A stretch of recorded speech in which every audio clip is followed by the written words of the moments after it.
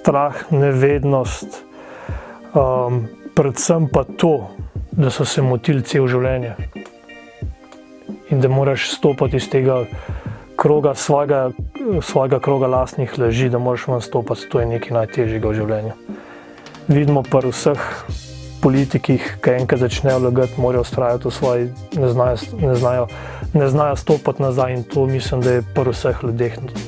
Ker nekako živiš v svoji lastni laži in če si že toliko let živel v tem, je zelo težko kar naenkrat vso to prevleko sebe dol zvršiti, pa začeti na novo. Zelo redki so ljudje, ki smo sposobni kaj takega.